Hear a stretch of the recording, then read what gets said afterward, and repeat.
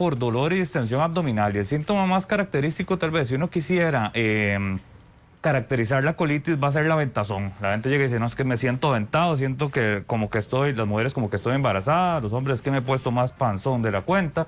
Mientras que la gastritis, que generalmente está asociada más que todo a problemas de reflujo gastroesofágico, se caracteriza por acidez y agrura. Esa sensación como de quemazón en la boca del estómago, que también se asocia a regurgitación y muchas veces a ardor o dolor localizado debajo del esternón. Está con nosotros el doctor Jorge Vargas, gastroenterólogo. Doctor, básicamente, si lo vemos, ¿dónde sería el dolor? ¿Si es una colitis o si es una gastritis? Mira, te voy a usar como modelo, perfecto. porque la gente muchas veces atribuye los dolores que están aquí, en lo que llama la boca del estómago, a gastritis. Y no necesariamente. De hecho, la gran mayoría de los dolores ahí localizados pueden ser por otras causas. Hay que recordarse que el colon empieza aquí abajo, sube, hacia la izquierda, llega debajo de la costilla izquierda, pasa a la derecha y después hacia abajo. Entonces el dolor de colon perfectamente puede doler aquí en la parte superior del abdomen, así como problemas de vesícula y páncreas pueden doler acá. Entonces, si bien es cierto, cuando hay dolor localizado aquí, un porcentaje alrededor de 30% va a ser gastritis. Sin embargo, también un porcentaje de casi 50% van a ser problemas de colon. Y sobre todo, si la persona asocia este síntoma de aventazón, de distensión, ese es un síntoma muy frecuente de colon. Entonces, solo por frecuencia, muy probablemente, y si estamos en el contexto de mujeres, es mucho más frecuente que los síntomas sean asociados a colitis. Aquí, de hecho, doctor, tiene un pilot y voy con la pregunta. Muchas veces decimos, ¿será el apéndice lo que nos está molestando? ¿Cómo sabemos si podemos estar sufriendo de una apendicitis? Porque lo podemos confundir hasta con una colitis. Perfectamente cierto. Sin embargo, hay que tener presente que el apéndice sí va a ser un dolor total y absolutamente localizado en la fosa ilíaca derecha. Sería entonces, acá exactamente acá. Generalmente el dolor del apéndice es un dolor que es severo, que se asocia a fiebre, que se asocia a mucho malestar general y también muy localizado. En cambio, el dolor de la colitis es un dolor muy difuso.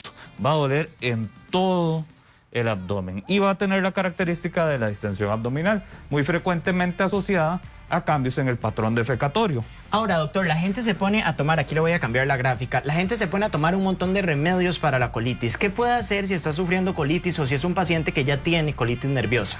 Es una pregunta muy interesante. Lo primero y más importante tener claro es que el término colitis es un término mal utilizado. El término médico se llama síndrome de intestino irritable o síndrome digestivo irritable. ¿Qué quiere decir eso? Que la persona padece una digestión que se irrita con mucha facilidad ante dos estímulos primordialmente. ¿Cuáles son esos dos estímulos? Uno, estrés. De ahí la mal llamada colitis nerviosa, ¿verdad? Que cuando me estreso, voy directo al baño, se me extiende el abdomen, me da dolor. Y la otra son alimentos, sobre todo carbohidratos fermentables. Hay una serie de alimentos, ese tiene un nombre que para que los televidentes... Exactamente, ya usted sabe cómo se usa la pantalla.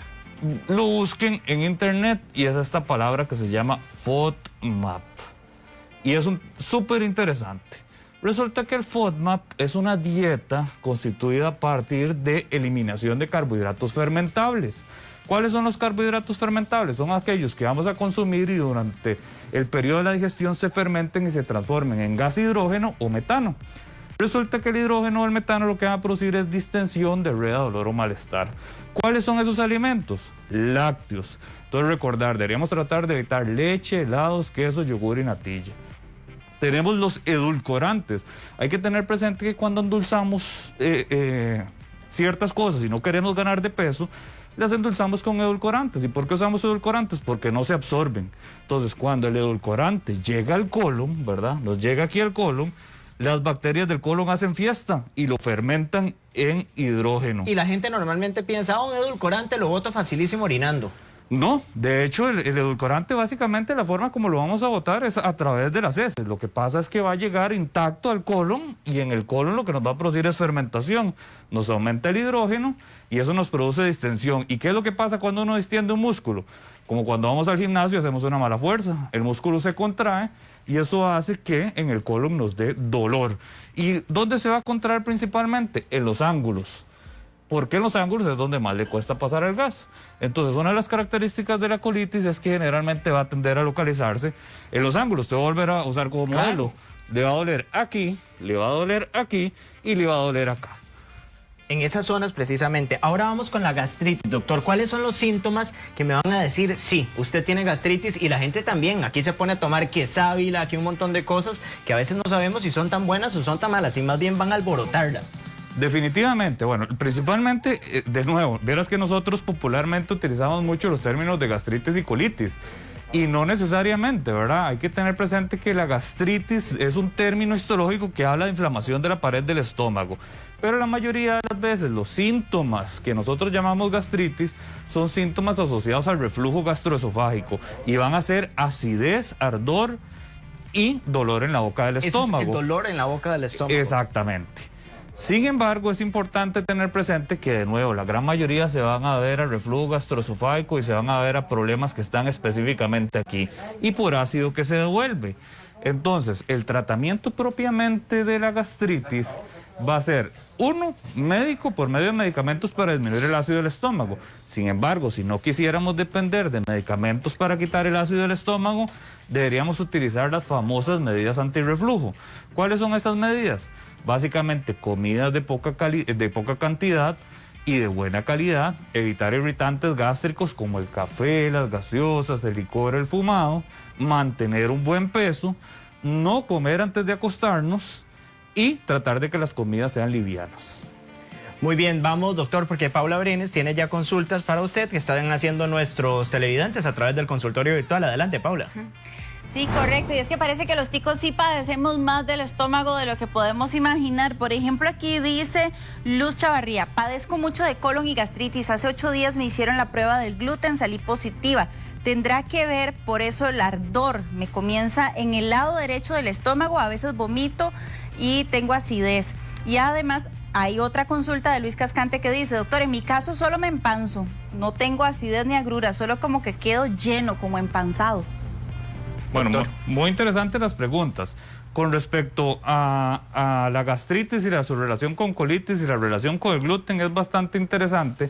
Y hay que tener presente que, de nuevo, como término general, recordemos que se llama síndrome de digestión irritable.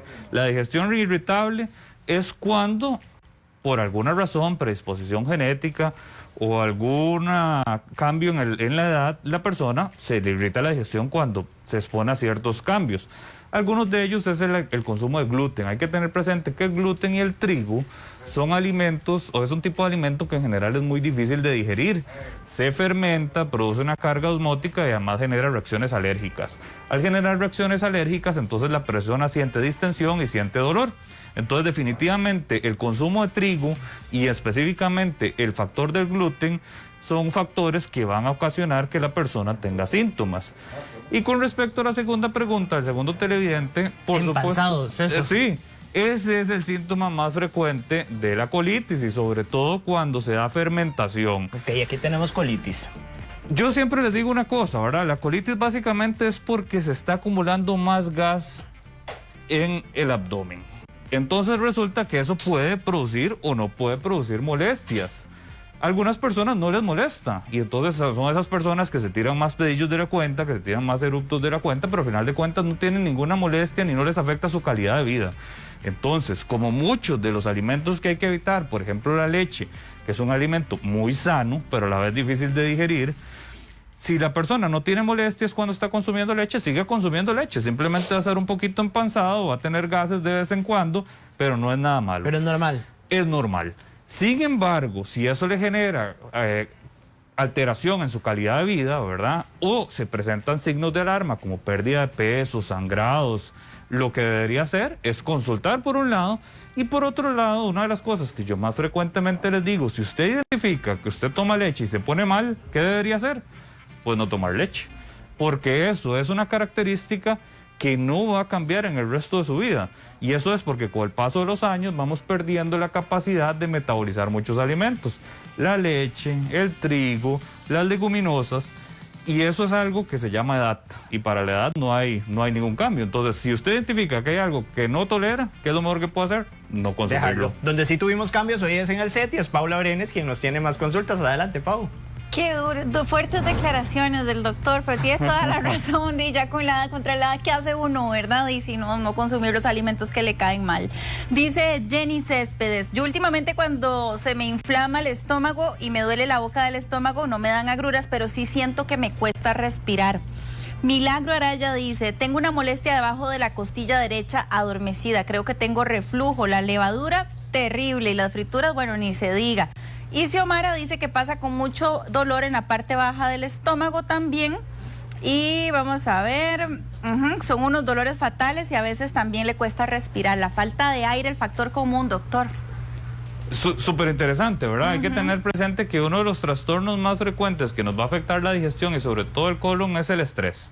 Entonces, cuando la persona está estresada o está ansiosa, va a generar dolor y distensión abdominal, pero también puede generar trastornos a la hora de respirar. Entonces uno cuando está ansioso empieza a respirar un poquito más rápido de la cuenta y por eso puede sentir la necesidad o la inquietud de que le cuesta respirar. Por otro lado, cuando tenemos reflujo, el reflujo frecuentemente produce síntomas respiratorios, nos puede producir tos crónica y empeorar el asma.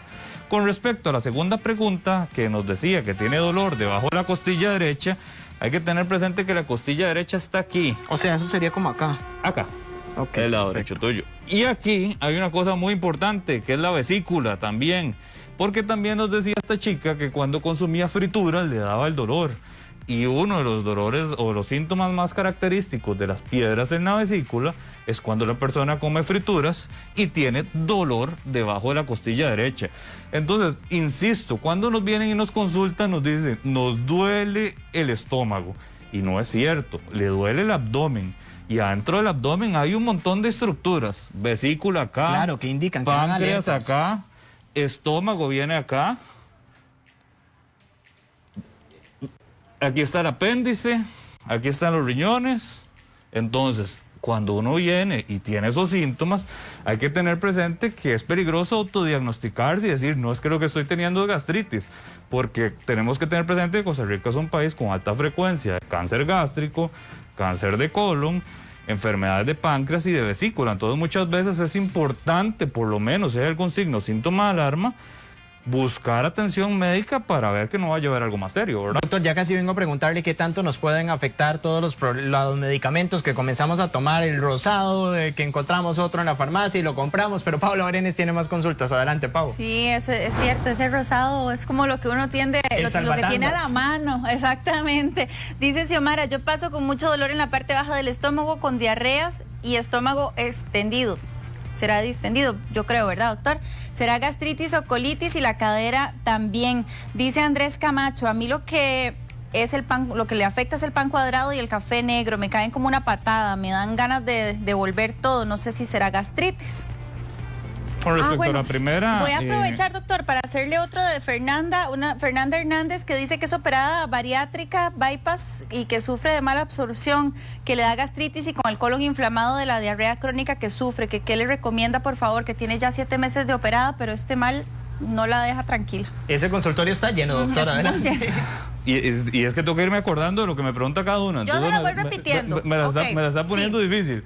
La primera doctor. creo que sí me acuerdo. La primera decía que cuando come ciertas cosas le da dolor abdominal y bajo y diarrea. Definitivamente Diarrea, síntomas, y gastritis. definitivamente esos síntomas son muy sugestivos de síndrome de intestino irritable o que la gente popularmente conoce como colitis. Entonces, básicamente... sí, esos síntomas son probablemente asociados a colon. Hay algunas enfermedades que pueden dar síntomas similares o empeorarlos. Sobrecrecimiento bacteriano, eso quiere decir que hay más bacterias fermentadoras en el colon, que es una enfermedad frecuente y fácil de tratar. Y la otra cosa es la enfermedad celíaca, cuando la persona es alérgica al gluten.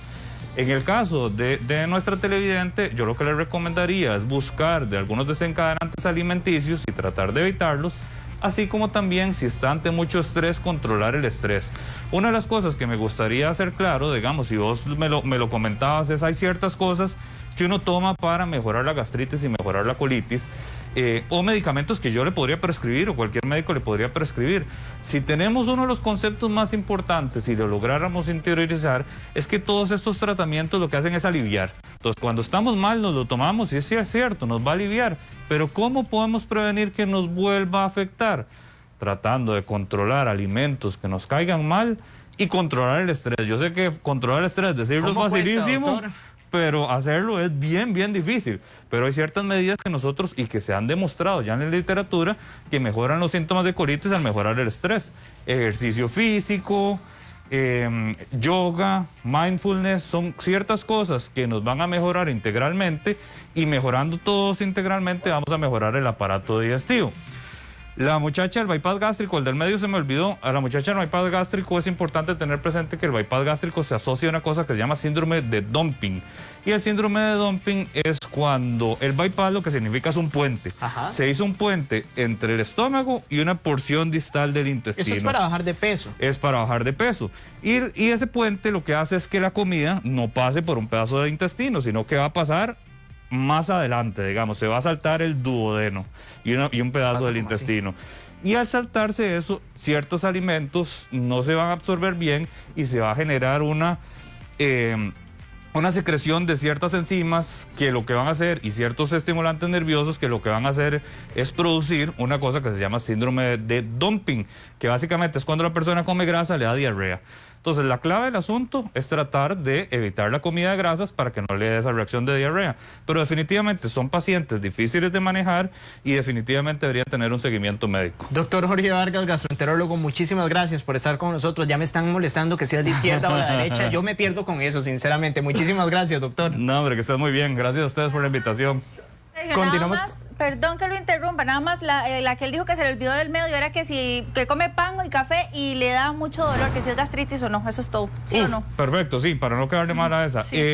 Vea, cuando uno toma café, el café lo que hace es, si me pones la del estómago, Claro, adelante. el café lo que hace es disminuir o hace que la puerta del estómago no cierre bien. Entonces, cuando uno toma café, es muy frecuente que el ácido se devuelva y queme, y eso es un síntoma de lo que popularmente conocemos como gastritis, que es reflujo gastroesofágico. La clave para ese televidente es tomar café descafeinado, porque lo que produce este problema es la cafeína. Y con respecto a trigo hay que prestarle atención porque podría ser celíaco. Y entonces hay que hacerle estudios para ver si tiene celiaquía, porque la celiaquía tiene consecuencias o complicaciones a largo plazo, como el aumento de la frecuencia de tumores, osteoporosis y anemia. Entonces, en ese caso, lo mejor sí te recomendaría consultar para descartar la posibilidad de celiaquía, para evitar esas complicaciones en el corto o largo plazo. Doctor Jorge Vargas, muchísimas gracias por acompañarnos. Paula es la defensora de los televidentes y del consultorio virtual. Vamos a continuar con más, Pau, adelante. No, vamos a tener que hacer una segunda y tercera parte porque quedaron muchísimas consultas también aquí en la revista con respecto a este tema, y qué bonito poder tener estos espacios tan ricos y aclarar todas esas dudas, más si los ticos padecemos tanto de la pancita, como dice uno popularmente. Bueno, ahora vamos a hablar de otros temas. Resulta que muchas veces uno está en la computadora y le empiezan a arder los ojos.